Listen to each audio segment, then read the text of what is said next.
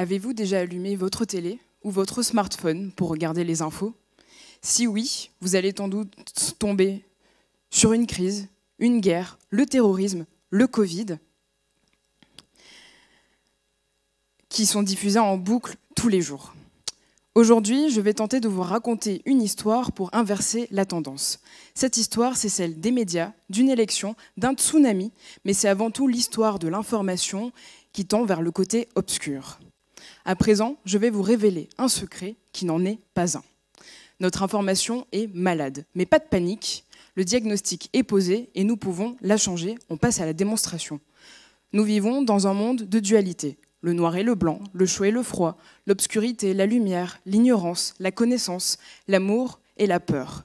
La peur, c'est cette dernière qui nous intéresse. Un sentiment universel qui nous relie toutes et tous, comme l'information.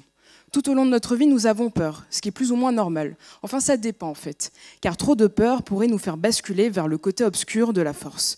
La peur est naturelle.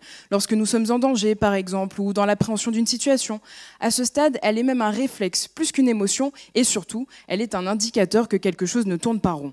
La peur est essentielle dans nos vies, mais n'occupe-t-elle pas une place trop importante? Certes, la vie n'est pas un long fleuve tranquille, mais nous sommes assaillis chaque jour par un tsunami d'informations, et au creux de la vague, c'est la mauvaise nouvelle qui vous attend en tout temps.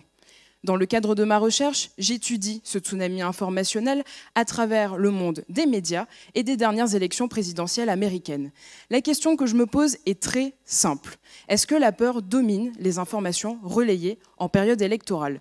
Eh bien, aujourd'hui, les résultats de ma recherche me permettent de vous répondre oui et d'expliquer pourquoi la peur domine le paysage de l'information.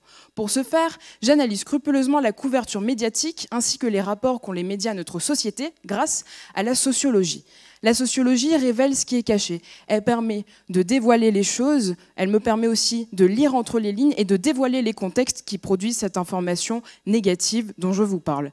Il ne faut pas oublier que les médias sont un business et que la peur attise, elle intrigue, elle fait parler et par conséquent, elle fait vendre. Et les élections sont le terrain parfait pour disséminer la peur. Pourquoi? Car ce sont des événements toujours très suivis et donc rentables. Aujourd'hui, l'information elle aussi en crise, comme le monde qu'elle décrit. Crise économique tout d'abord, crise déontologique, course à la rentabilité, crise de la vertu et crise du temps. Je m'intéresse à la peur car elle n'est en rien une fatalité. Elle est un outil de vente, de propagande, de marketing, mais surtout une arme redoutable pour influencer et manipuler les esprits. L'identifier, c'est déjà s'en détacher, car nous avons tous droit à une information responsable, celle qui reflète une réalité à la fois lumineuse et obscure, blanche et noire, chaude et froide. Être informé sans le filtre de la peur, c'est la garantie de s'éloigner du chemin qui mène vers le côté obscur. Merci.